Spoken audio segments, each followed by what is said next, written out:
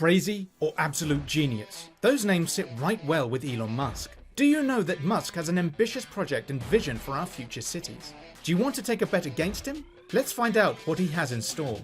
Tesla semi and improved transportation.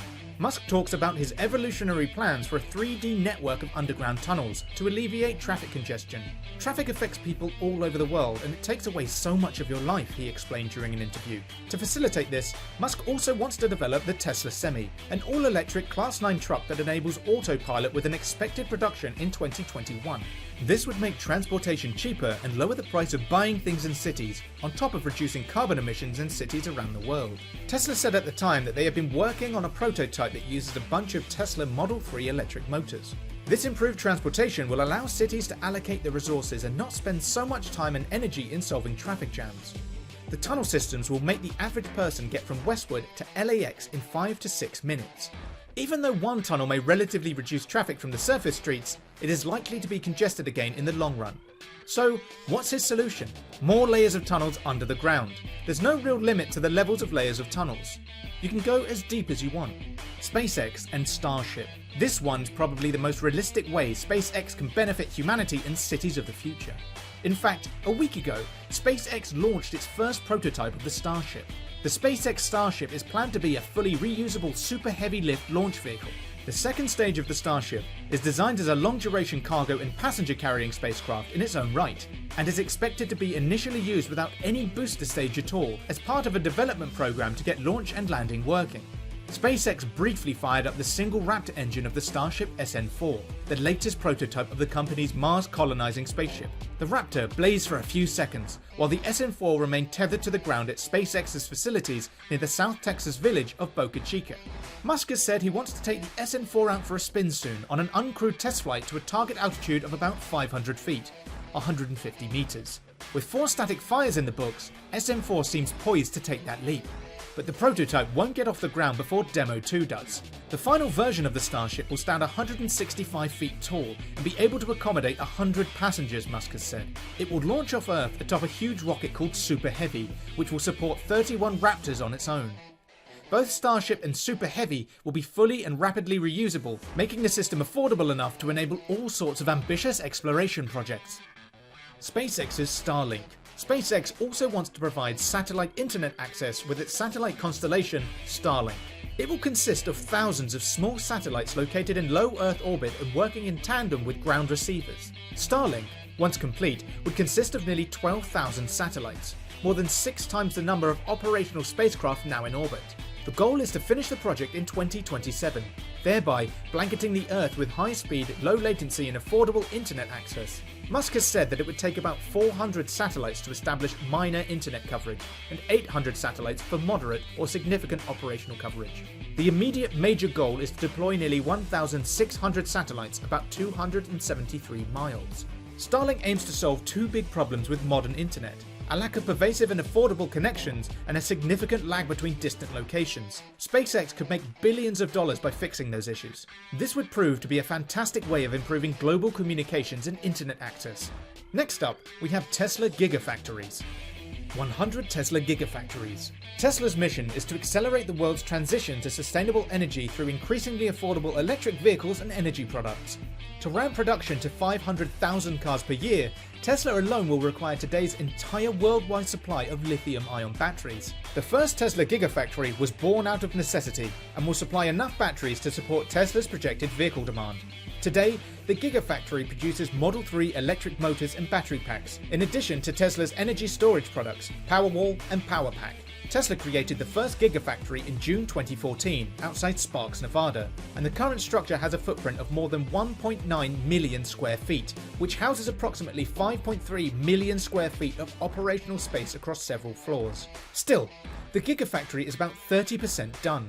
Once complete, Tesla expects the Gigafactory to be the biggest building in the world and entirely powered by renewable energy sources. Designed to be a net zero energy factory upon completion, the facility will be primarily powered by solar and installation is already underway.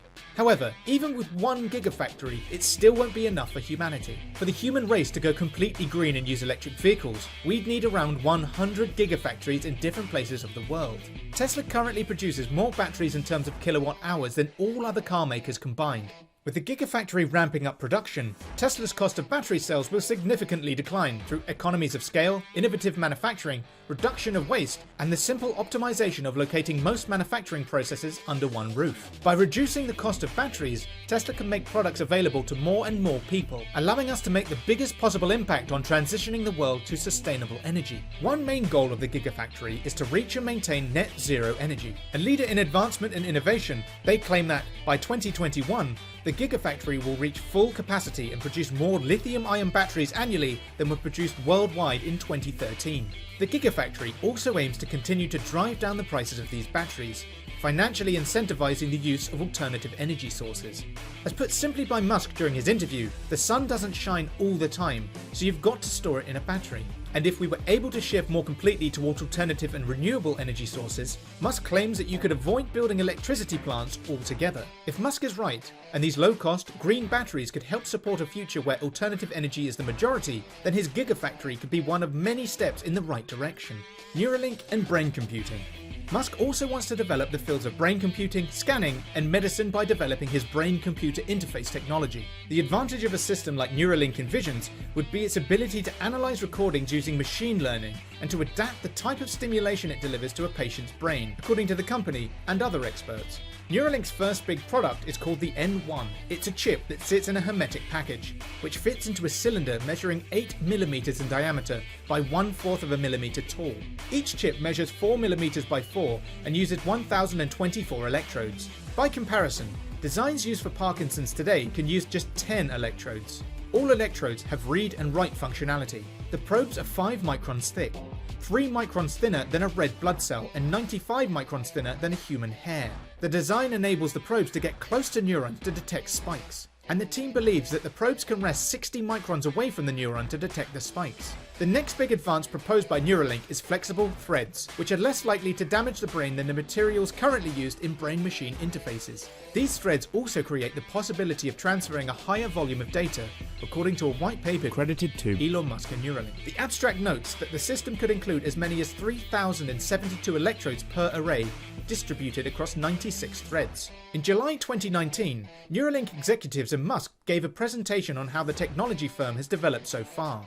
Musk hopes that Neuralink could one day facilitate a symbiosis between humans and AI. He also excitedly announced that the company had successfully got a monkey to control a computer with its brain, and that Neuralink hopes to start human testing before the end of the year. One big problem with floppy wires is they can be difficult to thread into the brain, and for this, Neuralink has invented something entirely new. The probes would be inserted into the brain by a device not dissimilar to a sewing machine, which would use a stiff needle to poke the threads into place about 1mm into the outer surface of the brain or the cortex. Neuralink's machine for installing the chips is extremely accurate, unlike anything humans could have done, and has a function to precisely install the chips without hurting the person in question. The feature is called online motion correction, and works by taking a video of the brain's blood vessels under a microscope and then using a robot to adjust the needle to move with those blood vessels. Kimball, Musk and vertical farming. However, Elon is not the only member of the Musk family that's doing something to assist humanity and develop a future, streamlined and efficient society. In 2016, Elon Musk's younger brother, Kimball Musk, co-founded Brooklyn, New York-based vertical farming operation, Square Roots, as part of a broader quest to grow fresh, local produce close to population centers and empower young people to participate in the sustainable urban farming trend. Vertical farming is an indoor farming method in which crops are grown in stacked layers, often without soil.